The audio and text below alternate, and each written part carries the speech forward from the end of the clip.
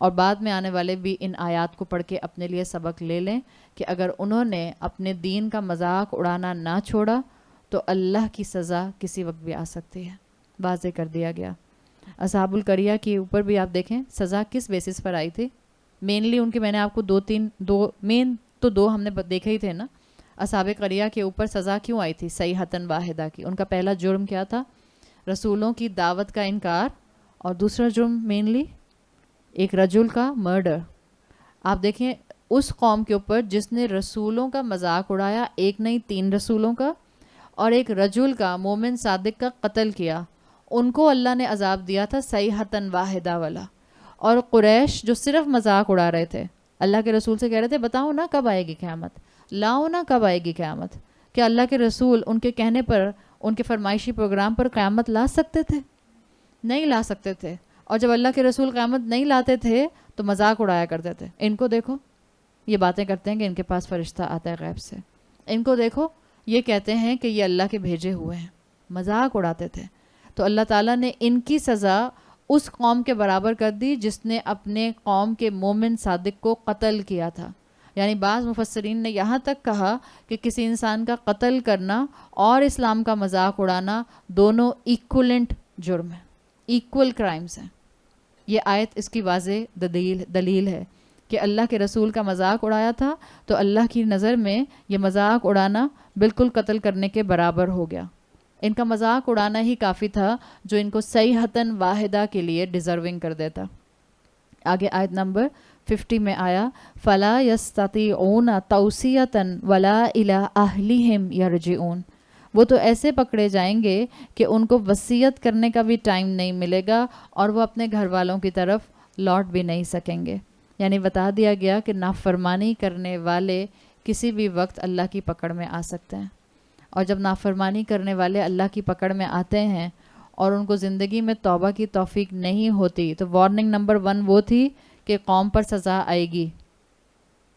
اگر مذاق اڑانے والے پر کوئی دنیاوی آفت آ گئی تو یہ وارننگ نمبر 1 ہے. آگے کیا آسانی ہے یا ابھی 2 سٹیپ باقی ہیں؟ توبہ نہیں کی تھی نا تو پھر قیامت کی سختیاں بھی خوب برداشت کرے گا. توبہ نہیں کی تھی دنیا میں، قیامت کی سختیاں برداشت کر لی، ابھی بھی سزا ختم نہیں ہوگی.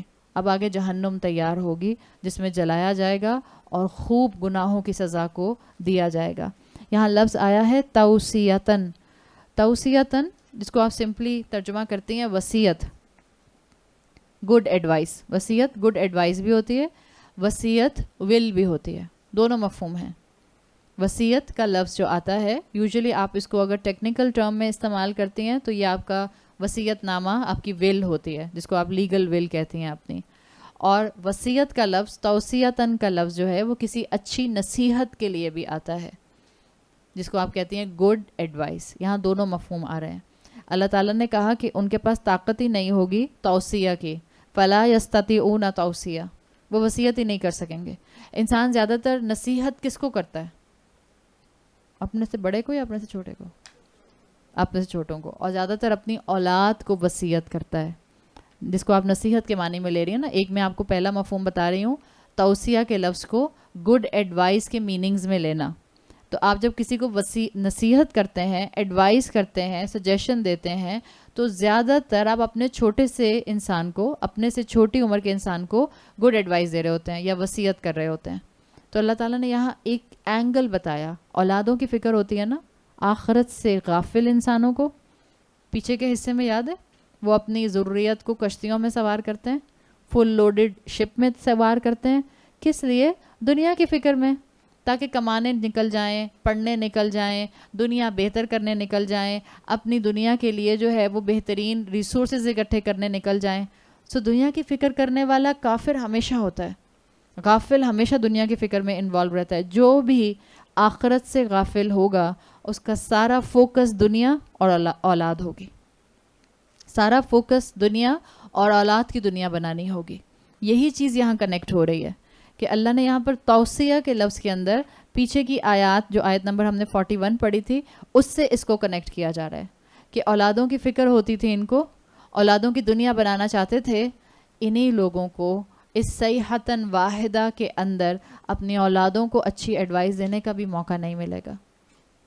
اللہ ان کو موقع ہی نہیں دے گا ان کی نافرمانی، ان کی کانسٹنٹ نافرمانی کی وجہ سے، کہ یہ اپنی اولاد کو بتا سکیں کہ بیٹا اس راستے پر مت چلنا جو نافرمانی کا راستہ میں نے اڈاپٹ کیا تھا. موقع ہی نہیں ملتا ہے. وہ اتنا اچانک ان کو صیحۃ واحدہ پکڑ لیتا ہے. اس لیے کہ دیکھیں یہاں پر آیا ہے فلا یستطیعون، فا یاد ہے فیکون والا، صیحۃ واحدہ آئے گی، فلا یستطیعون، مہلت بھی نہیں ملے گی پھر کہ اپنی اولاد کو بتا سکیں کہ ہاں بہت برا انجام میں فیس کر رہا ہوں، یا میں نے بہت برا انجام فیس کیا اللہ کی نافرمانی کر کے. فا یہ بتا رہا ہے کہ ان کو اچھی نصیحت کرنے کا اپنی اولاد کو موقع بھی نہیں دیا جائے گا. دوسرا مفہوم اس کے اندر جو اسکالرز نے لیا ہے وہ توصیاتن سے ول کے میننگز میں لیا ہے، وصیت کے میننگز میں. یعنی کہ یہ وہ لوگ، وہ کفار، وہ ڈس بلیورز، وہ مشرکین، وہ بے عمل مسلمان جن کا سارا فوکس آخرت کو چھوڑ کر اولاد کی دنیا اور اپنی دنیا تھی، اصل میں وہ اپنی دنیا بھی ٹھیک طریقے سے اپنے اولاد کے لیے چھوڑ کر نہیں جا سکیں گے. لڑتی رہتی ہے نا اولاد ماں باپ کے مرنے کے بعد وراثت کے اوپر. فلا یستطیعون، ان کو موقع ہی نہیں ملے گا. جو یہ سمجھتے ہیں کہ ہم نے اپنی دنیا اپنی اولاد کی بہتری کے لیے لگا دی اور اولاد کو اللہ سے نہیں جوڑا، ان کے مرنے کے بعد بھی اولاد جو ہے وہ ان کے لیے عذاب جاریہ بنتی ہے. آپس میں لڑتے رہتے ہیں، آپس میں ایک دوسرے پر تو میں ہوتی رہتی ہے. اور آپ دیکھیں ہمارے معاشرے میں، ہمارے کلچر میں اس وراثت کے مال کے اوپر کتنی کنفیوژن ہے. حالانکہ جتنی ڈیٹیل سے اللہ تعالیٰ نے قانون وراثت قرآن میں بیان کیا ہے، آپ آیتیں پڑھ رہے ہوتے ہیں آپ کہتے ہیں اٹس امیزنگ. اتنی ڈیٹیل تو نماز کی نہیں آئی. نماز کی اتنی ڈیٹیل آئی ہے؟ اتنی ڈیٹیل تو زکوٰۃ کی نہیں آئی ہے کہ تم نے کس گھر پر زکوٰۃ دینی ہے اور کس گھر پر زکوٰۃ نہیں دینی، کس پلاٹ پر زکوٰۃ دینی ہے، کس پلاٹ پر زکوٰۃ نہیں دینی ہے، کس طرح سے تم نے اپنے مال کو جو ہے وہ ڈیوائیڈ کرنا ہے، کون سا مال تمہیں جو ایک سال میں جس پر ایک سال نہیں بھی ہوا اور وہ تمہیں رمضان سے ایک مہینہ پہلے مل جاتا ہے، کیا اس پر زکوٰۃ دینی ہے کہ نہیں دینی ہے؟ کوئی ڈیٹیل نہیں ہے. حالانکہ انسان سوچتا ہے کہ اس کی ڈیٹیل ہونی چاہیے تھی نا، جس کی تو سب لوگوں کو ضرورت پڑے گی. وراثت کے قانون کی آپ ڈیٹیل دیکھیں اور پھر آپ اس کے بعد مسلمانوں کا وراثت کے مال میں ڈنڈی مارنا دیکھیں. میجورٹی لوگ جو پڑھا لکھا طبقہ نہیں ہے، یہ ان کا مسئلہ نہیں ہے زیادہ تر، اس لیے کہ ان کے پاس اتنی مال ہی نہیں ہوتا زیادہ تر جو ماں باپ پیچھے چھوڑ کر جائیں کہ جس میں لمبے چوڑے کھاتے ہوں وراثت کے. کس کا مسئلہ ہے یہ؟ پیسے والوں کا. پیسے والوں کے لمبے چوڑے وراثت کے حساب بھی ہوتے ہیں، بہت بینک بیلنس، بہت شیئرز، بہت پلاٹس، بہت زمینیں، بہت ریئل اسٹیٹ اور بہت جیولری، اور انہی پہ جھگڑے ہوتے رہتے ہیں. اور 1 سال 2 سال 3 سال 4 سال جھگڑے نہیں، 20 سال تک جھگڑے چلتے رہتے ہیں. یہ ہوتا ہے کہ نہیں ہوتا ہے؟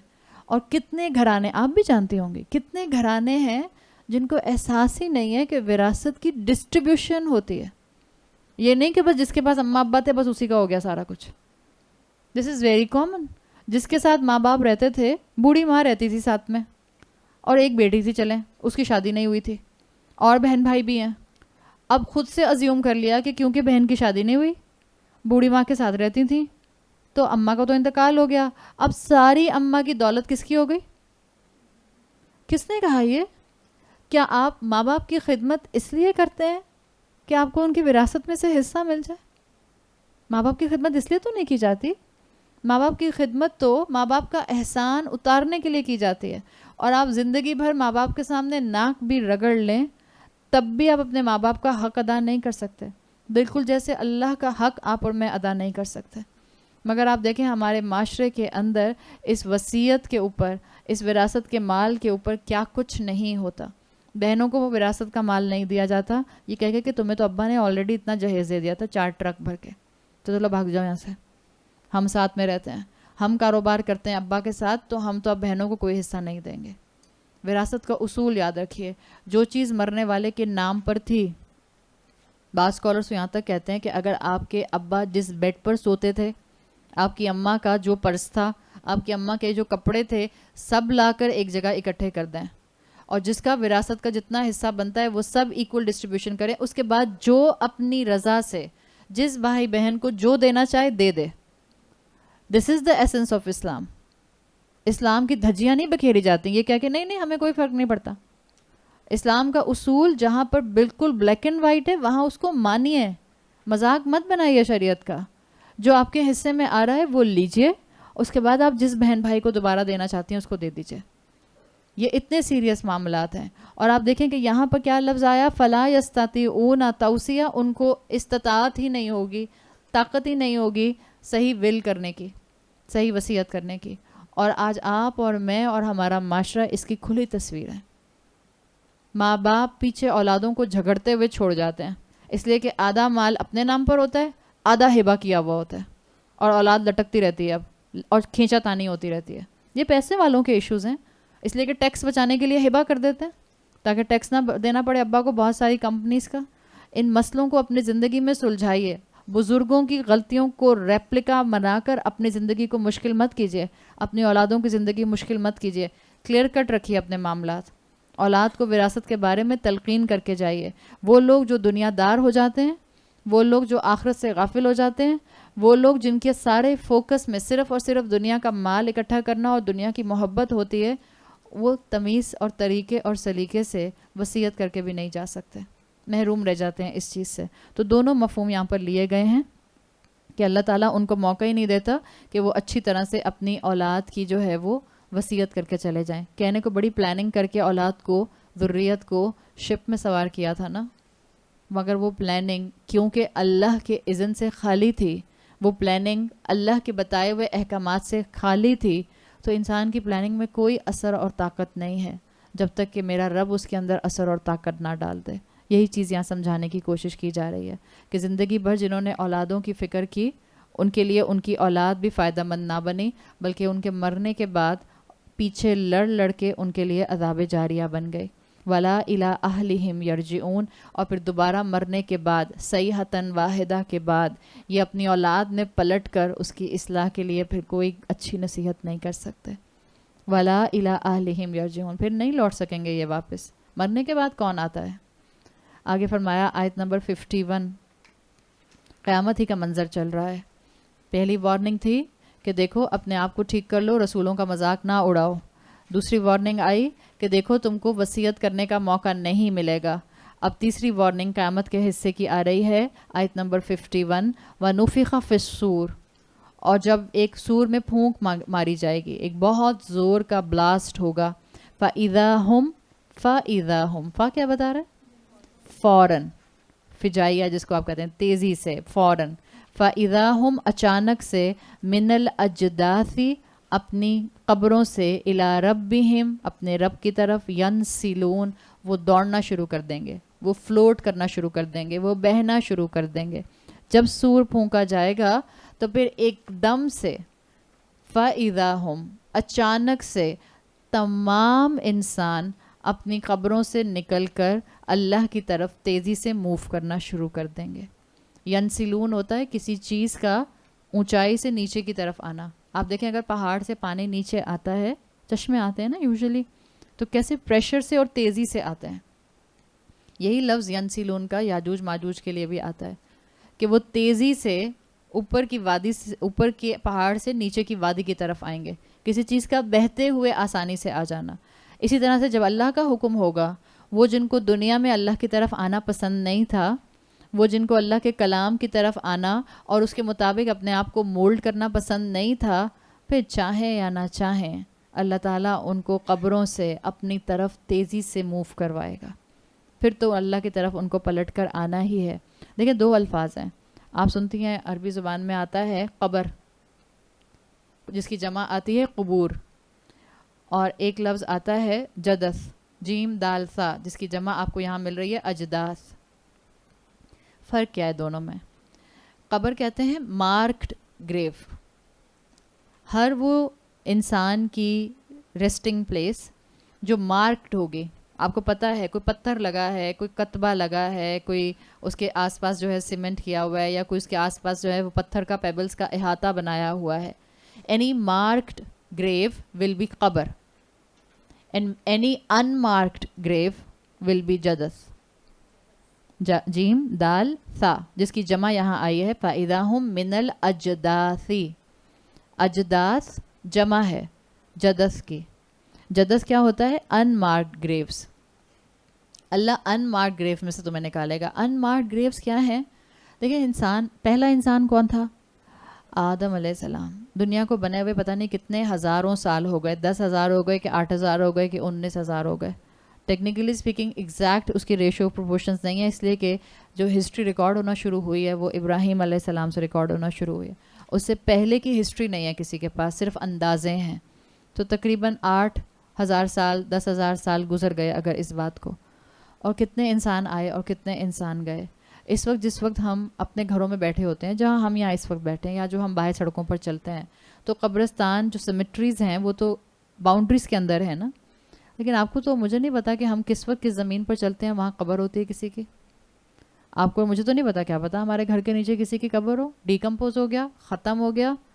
لیکن اللہ اٹھائے گا اس انسان کو وہیں سے جو جگہ اس کی قبر بنی تھی. اور آپ کو بتایا تھا کہ انسان کی جو ٹیل بون ہوتی ہے، ٹیل بون یاد ہے نا، کاکسس بون، یہ جو انسان کی ٹیل بون ہوتی ہے، یہ ڈیکمپوز ہونے کے بعد بھی جس جگہ پہ اس کے ریزیڈیو چلے جاتے ہیں اس میں ڈی این اے کیپیسٹی ہوتی ہے، وہیں سے آپ کا ڈی این اے دوبارہ ریجنریٹ ہو سکتا ہے.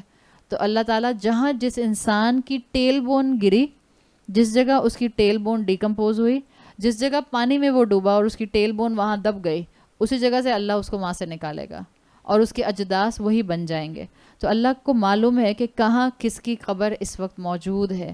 اس میں ایک اور ہنٹ قریش کو دیا گیا قبر کے مقابلے میں اجداث کا لفظ لا کے، کہ دیکھو تم نے دنیا کی فکر کی، آخرت کو اگنور کیا، رسول کا مذاق اڑایا، اپنی اولادوں اور اپنی دنیا میں کھوئے رہے. اللہ بھی تم کو مرنے کے بعد بالکل فورگاٹن کر دے گا، بھولی بسری. قبر بھی تمہاری ایسی ہوگی کسی کو معلوم نہیں ہوگی کہاں پر ہے. قبر بھی ان مارکڈ ہوگی، مارکڈ قبر بھی نہیں ہوگی. تو اللہ تعالیٰ نے ہر طرح سے جھنجھوڑا ہے.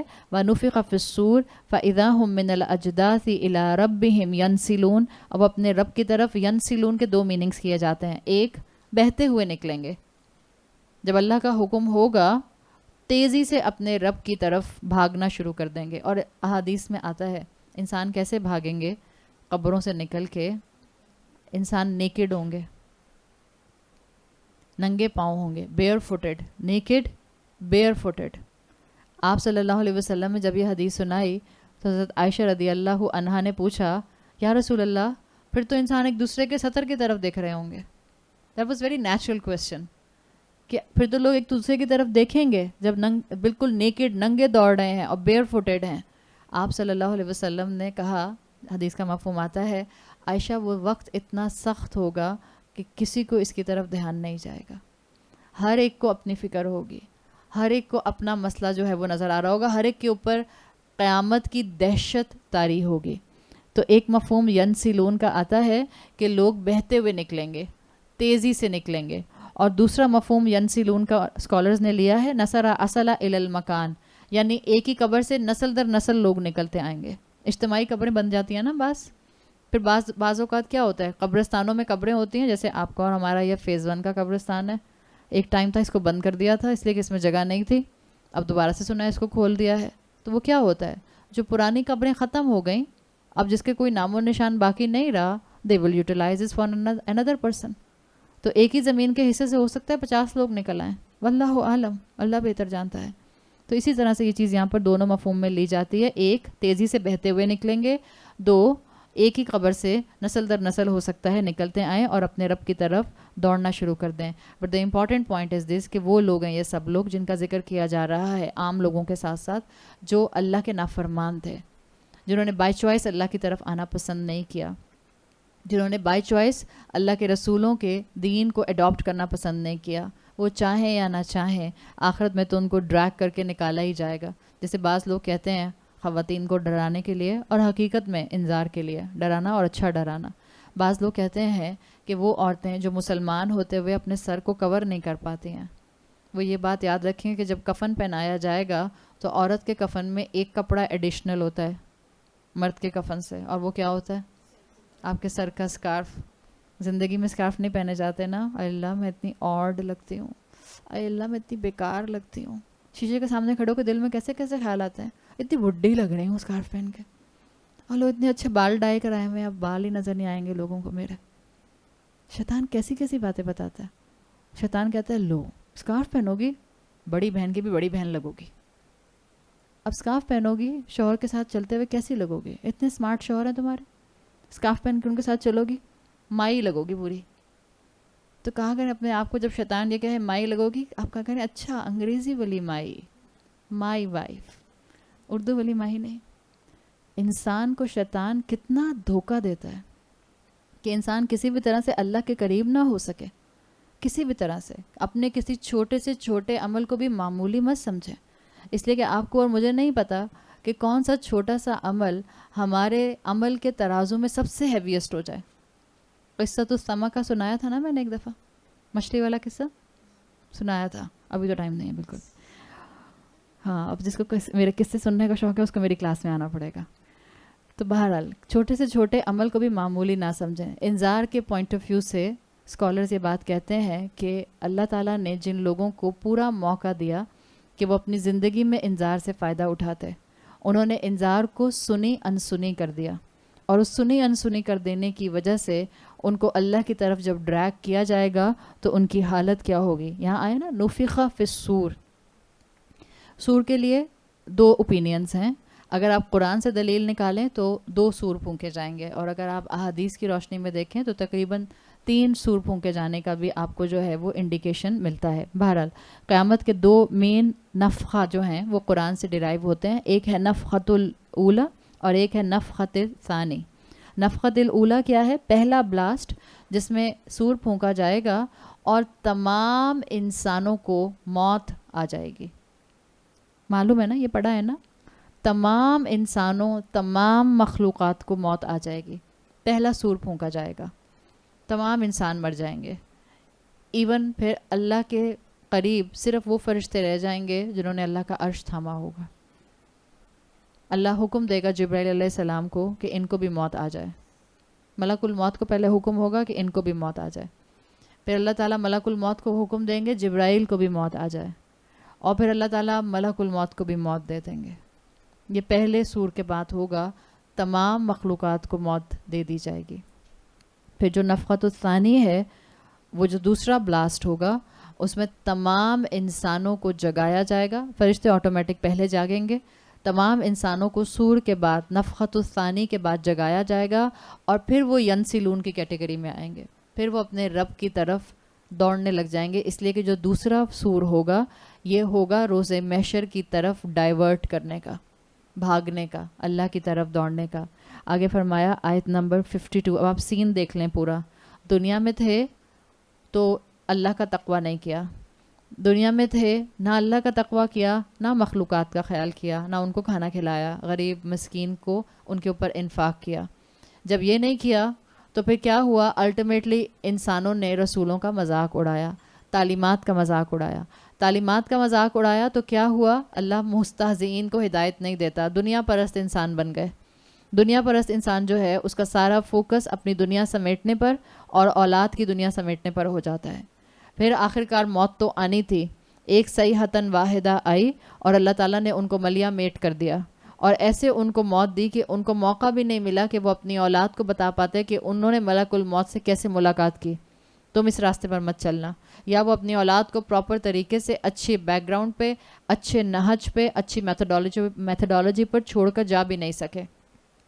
قبروں میں چلے گئے, اور پھر اتنے بھولے بسرے ہو گئے کہ قبر ان کی اجداث کی شکل میں آ گئی. اور پھر اللہ تعالیٰ نے اب بھی ان کو چھوڑا نہیں.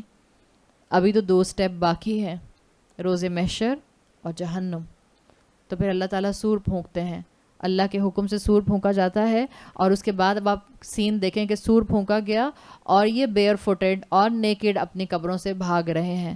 آیت نمبر 52, ایسی سچویشن میں یہ کہیں گے قالو یا ویلنا, ہائے ہماری شامت, کیا ہلاکت آ گئی ہم پر, مم بعثنا مم مرقدنا ھذا, کس نے ہمیں ہماری قبروں سے اٹھا دیا, کس نے ہمیں ہماری آرام گاہوں سے اٹھا دیا. یہ بعثا کا لفظ جو ہے نا اس کو غور کیجیے گا, یہ کیا مشکل ہم پر آ گئی. یا ویلنا عربی کا ایک محاورہ استعمال کیا کرتے تھے عرب, اور اپنے آپ کو سب سے بڑی مشکل میں دیکھ کے, جس مشکل کو وہ اپنے لیے سب سے بڑی مشکل سمجھتے تھے, اس مشکل میں کہتے تھے یا ویلنا, ہائے کیا ہماری شامت ہے, کیا مشکل آ گئی ہم پر. کیا دیکھ کر کہہ رہے ہیں یا ویلنا؟ قبروں سے انسانوں کا نکلنا دیکھ کر کہہ رہے ہیں. یہ جو قبروں سے انسان نکل رہے ہیں اس پر بول رہے ہیں. یہ ویل ویل یا ویلنا، اصل میں اگر آپ اس کے بیک گراؤنڈ پر جائیں لفظ کے، تو یہ لفظ ویل کا لفظ جو ہے یہ جہنم کی ایک وادی ہے. واو یا لام، ویل. قرآن میں آتا ہے نا ویل للمطففین، آتا ہے ویل للمصلین، ان نمازیوں کے لیے ہلاکت ہے جو اپنی نمازوں کے اندر کمی کرتے ہیں. ویل کا لفظ قرآن میں آتا ہے. ویل کا لفظ ڈرائیو کہاں سے ہوا ہے؟ It's a name of the valley of the hellfire. جہنم کی ایک وادی کا نام ہے، اور یہ جہنم کی وہ وادی ہے جس کے لیے کہا جاتا ہے کہ خود جہنم اس سے پناہ مانگتی ہے. It's a worst valley of جہنم. آپ اور میں سوچ بھی نہیں سکتے. اس ویل کے لیے احادیث میں آتا ہے کہ جو سب سے ورسٹ کائنڈ آف پنشمنٹس ہیں وہ اس ویل میں جانے والے لوگوں کو دی جائیں گے. اس ویل کے اندر جو لوگ آئیں گے، اللہ نے جو جہنم بنائی ہے، جہنم ایک ہی ہے. اس جہنم کے مختلف ڈگریز اور لیولز ہیں. جیسے اللہ تعالیٰ نے جنت میں ڈگریز اور لیولز رکھے. ٹاپ کلاس جنت کون سی ہے؟ جنت الفردوس. جنت الفردوس کا جو چھت ہے وہ اللہ کا عرش ہے. سب سے بہترین جنت جو ہے وہ جنت الفردوس ہے. تو جنت میں مختلف لیولز ہیں، اس طرح جہنم میں مختلف لیولز ہیں. جو جہنم میں سب سے آسان لیول ہے، جو سب سے سمجھ لیں ہلکا ڈگری کا لیول ہے، جو سزا اس میں دی جائے گی، احادیث میں مفہوم آتا ہے. آپ صلی اللہ علیہ وسلم نے فرمایا سب سے ہلکی سزا جو جہنمی کو دی جائے گی اس کو آگ کے جوتے پہنا دیا جائیں گے. اور آگ کے جوتے، صرف جوتے، باقی پوری باڈی میں کہیں آگ نہیں ہے. اور وہ جوتوں کی آگ ایسا نہیں ہوگا کہ انسان دنیا کی آگ کی طرح پورے جسم کو لپیٹ میں لے لے گی، نہیں، ہلکا عذاب ہے نا. اللہ کے رسول صلی اللہ علیہ وسلم کی حدیث کے الفاظ کے مطابق صرف جوتے آگ کے پہنائے جائیں گے. اٹ ول بی ہیٹ جو کہ پینیٹریٹنگ ہوگی، ویزیبل نہیں ہوگی، پینیٹریٹنگ ہیٹ ہوگی ان جوتوں سے. اور اتنی پینیٹریٹنگ ہوگی کہ آپ صلی اللہ علیہ وسلم نے فرمایا کہ ان 2 جوتوں کے پہننے کی وجہ سے اس کے دماغ میں اس کا برین ہنڈیا کی طرح بوائل کرے گا. This is the least punishment of hell fire. ایک نریشن میں آتا ہے آپ نے فرمایا کہ جوتے بھی نہیں، آپ نے کہا اس شخص کو صرف 2 جلتے ہوئے کوئلوں کے اوپر کھڑا کر دیا جائے گا بس. بعض اوقات کوئلہ بنائن سا لگتا ہے نا، آگ تو پھر آگ نظر آتی ہے. کوئلے کو کیا دیکھیں آپ کو ایک اورنج سا بال نظر آتا ہے، مگر آپ اور میں اس کی ہیٹ کا اندازہ کر سکتے ہیں، ٹیمپریچر کا اندازہ کر سکتے ہیں. آپ نے فرمایا ایک نیریشن، ایک روایت میں آتا ہے کہ سب سے ہلکی سزا والے جہنمی کو 2 کوئلوں کے اوپر کھڑا کر دیا جائے گا، اور اس سے اس کا برین ایسے بوائل کرے گا جیسے تمہارا کھانا یا تمہاری ہنڈیا بوائل کرتی ہے. بعض احادیث میں یہ بات آئی ہے کہ آپ کے چچا ابو طالب، جن کو آپ نے پوری کوشش کی کہ وہ کلمہ پڑھ لیں، انہوں نے کلمہ نہیں پڑھا نا. بعض روایات میں آتا ہے کہ یہ سب سے ہلکا عذاب جو ہے یہ ابو طالب کو دیا جائے گا. دس از دا لیسٹ عذاب جو کہ جہنم میں کسی کو دیا جائے گا. اب اس کے مقابلے میں آپ ویل کو کنسیڈر کریں. آپ اور میں ویل کی عذاب اور اس وادی کی پنشمنٹس کا اندازہ بھی نہیں لگا سکتے، اس لیے کہ وہ جگہ ہے جہاں سے جہنم خود پناہ مانگتی ہے.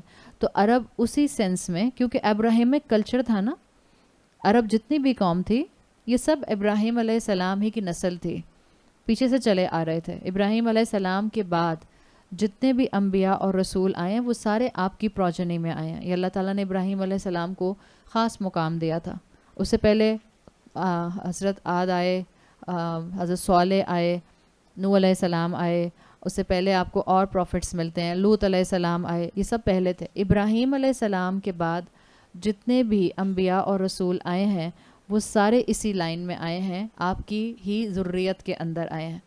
تو یہ جتنے بھی ابراہیمک ریلیجنز ہیں، 3 ابراہیمک ریلیجنز ہیں، اسلام، کرسچینٹی اور جوڈائزم، یہ تینوں کے تینوں ابراہیمک فیتھ پر تھے. ان میں تعلیمات ابراہیم علیہ السلام والی تھیں، ڈسٹارٹ ہو گئی تھیں.